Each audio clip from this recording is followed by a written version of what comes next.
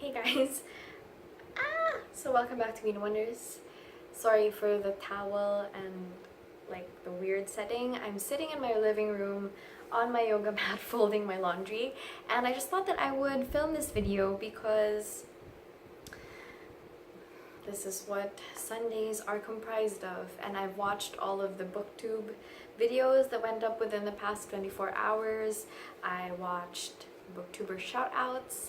I watched the series that Katie is doing over on Books and Things, even if I'm not participating in the read along. I've finished Dane from Dane Reads this like a booktuber shoutouts thing. I finished Chrissy's latest 1-minute book review. I've finished Deboki's like music and books mashup video, which I thought was great, by the way. You guys should totally watch it. So yeah, I just thought that I would film my own video because that's how you respond to people in booktube in a way. You kind of make your own content, which is what I love about this community and what I love about this medium. Also, look at these socks. These are my boyfriend's and they're so cute. Anyway, yeah, so this week I've been reading The Name of the Wind by Patrick Rothfuss. And I'm not sure if it's just because I've come out of A Darker Shade of Magic by V.E. Schwab, but I'm having such a hard time getting into it. I feel like a big part of me just doesn't care about Koth, and I feel like a big part of me just didn't appreciate that shift in the way that the story was told. Because for those of you guys who may not have read The Name of the Wind, or who may not be familiar with it, like one of its things that make it unique is that it's a fantasy story that's told from the POV of Koth. But what the synopsis on the back doesn't tell you is that it doesn't really start out that way. At the beginning, we are hearing about this world in third person, and I found the shift like super jarring and I just couldn't get into it. Also, I don't know, I prefer fantasy in the third person. I just feel like you better glimpse the stuff that's surrounding the situation, and you better glimpse a lot of things. Like, I don't know, I'm not sold on it, and I've been reading it for a week now. I'm only on page 65, and that's super slow. Like, even for me, that's super slow. So I've sort of put it aside for now. I don't want to feel like I'm hitting myself with a hammer and just being like, read it! So yeah.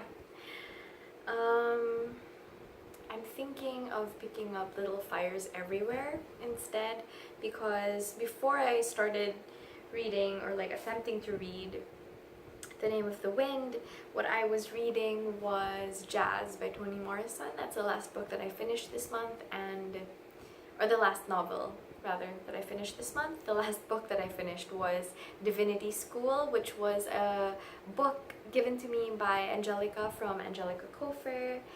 And yeah, I just feel like it really fits in, or like would fit in with that sort of very suburban type setting that both of those books have, but which in particular Jazz explores.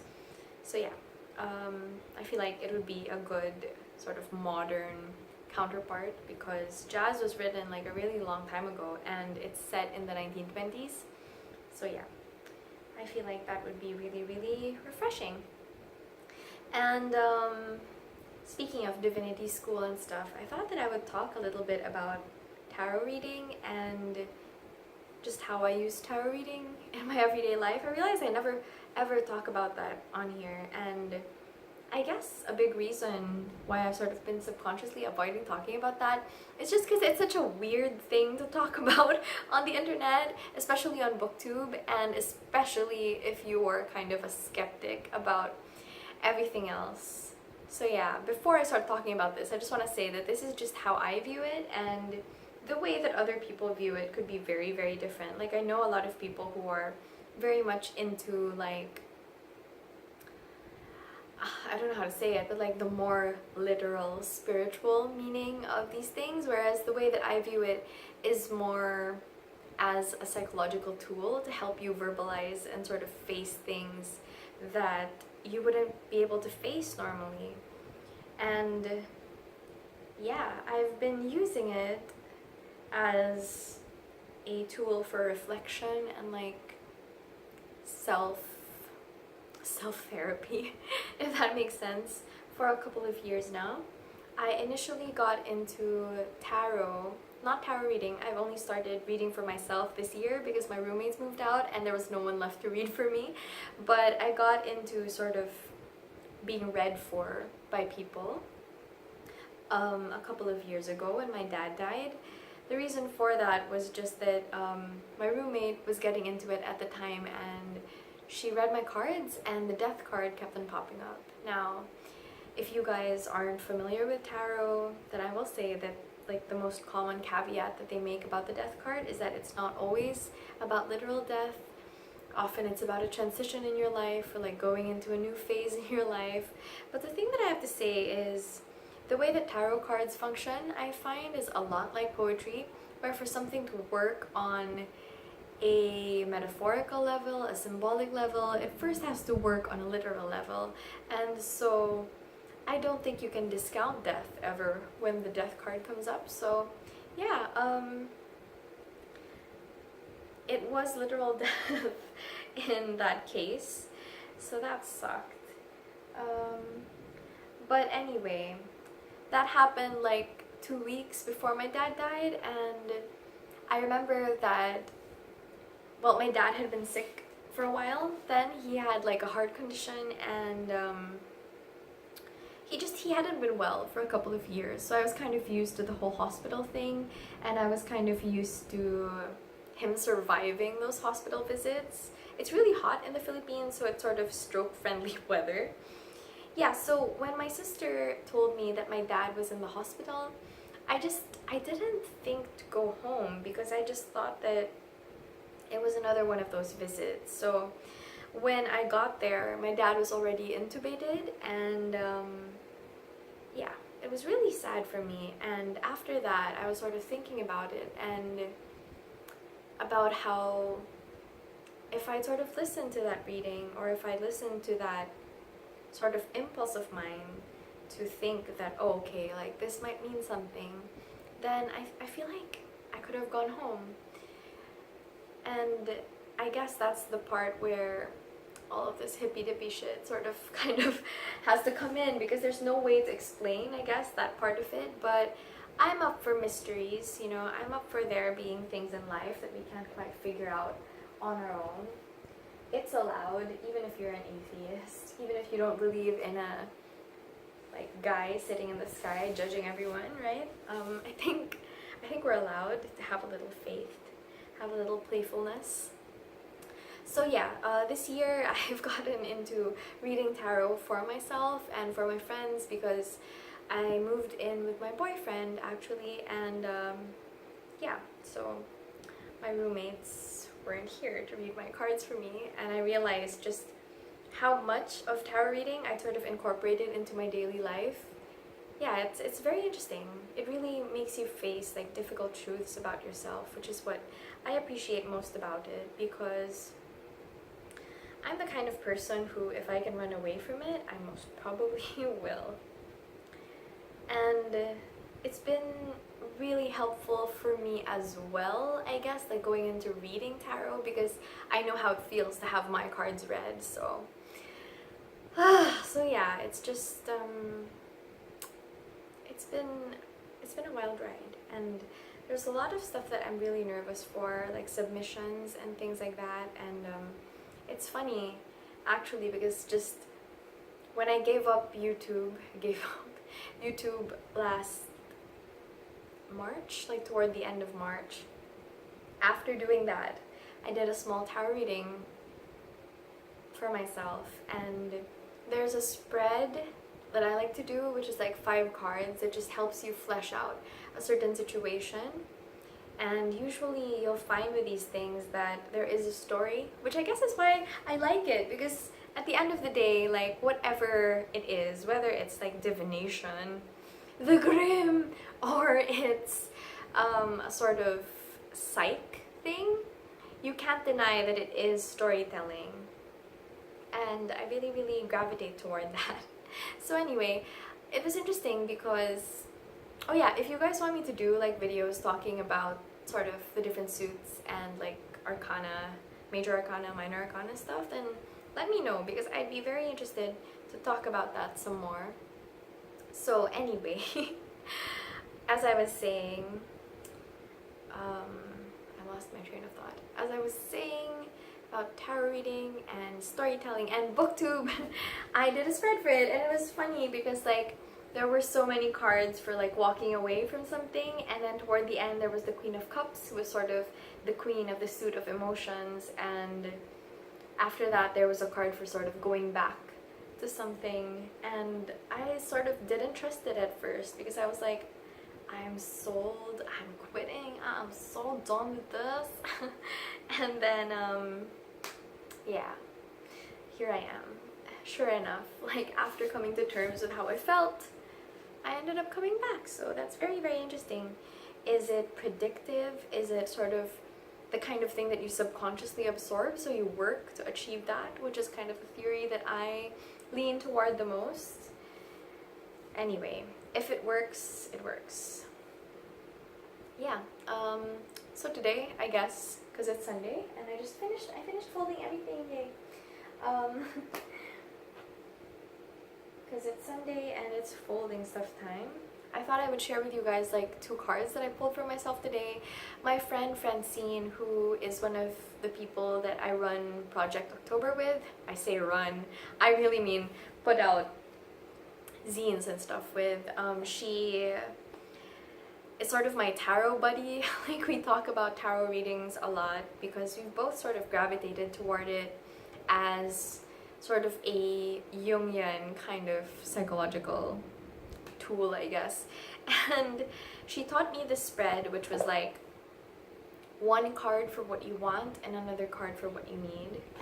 And it's very, very interesting, especially this week, because I kind of have like a special thing coming up this week that I'm a little bit nervous for. Have you guys ever had a productivity crush? Like someone that you really admire because they're so smart and productive, and it sounds so nerdy when I say it that way, but it's just like, I don't know. And then you have them read your work and they like it and kind of want to talk about it. I don't know. I'm excited, but also nervous, because anytime that someone wants to talk about or critique your work, I feel like there's reason to get nervous. So anyway, I did that spread for myself today because I was feeling nervous and kind of apprehensive. And the card that I picked for like what I want was this card, which is the King of Wands in reverse. And this has a lot of meanings, like objectively, like in tarot stuff, but I won't go too deep into that because this is not what that is. But for me anyway, I've sort of encountered this card a lot whenever I would talk about people in my life, like abusive authority figures, and particularly my thesis mentor. If you guys have watched my multimedia poem thing, where I sort of, well, not really talk about that, but where there are undertones about that kind of thing. And if you guys follow Deboki over at Okidoki Boki, she has this video about academia, and I sort of left a long comment on that, so you guys can go read that if you want. Anyway, I just have sort of like a bad experience with my thesis mentor, and so I've sort of developed this weird trauma, especially when it comes to my stuff being critiqued by people who I feel are like older or more accomplished than me, and it makes me really, really nervous. So I guess this thing sort of points to that self-sabotage, where if I can help it, I sort of avoid people who are in positions like to critique my work or to help me out. So I sort of take this as that, as like a desire to run away and recoil. It's so fitting as well that this is a snake. This is the Wild Unknown Tarot, by the way, and I was debating whether to get this or the Pagan Otherworlds Tarot, but this is the one that was available. This is how the box looks. This is the one that was available.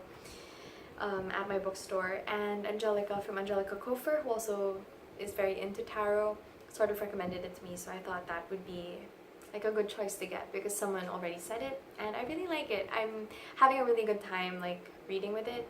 And the next thing was the card for what you need, and I think this applies to me across the board, and it is the Two of Cups, which is all about collaboration. In some places it means like romantic shiz, but mostly it means like friendship and camaraderie and having the same kind of mind space or like head space. And oh boy, like not just for that situation but just in general, I feel like what I really need this year is to be among my peers, like my creative peers, and to be able to contribute to a conversation and to hear like insights as well, which is why I'm so grateful to BookTube. If you are on BookTube, well, you are obviously if you're watching this, but if you're on BookTube creating content as well as watching it, I just want to say thanks for keeping me company and for keeping each other company, and we're all in this together, I guess. This endeavor of creativity and or criticism and or just consumption of literature in general. So yeah. Do you guys want me to do in the future like a video about like different tarot decks and the kinds of stories they tell? Because I have 3 decks so far and my boyfriend has 1 deck, and I just feel like it'd be an interesting video, but maybe that's just me because I'm interested in a lot of things. Like as long as I like the person that I'm listening to, I can be interested in pretty much anything that they have to say. So yeah. Okay, I'm done folding everything. Yeah, so many socks folded. Thank you guys for watching. I'll be back with a video soon, I hope. I hope you guys have a good week. Thank you so much for watching, and I'll see you guys next time. Oh, like and subscribe if you wanna. If you don't, thanks for stopping by anyway. Bye!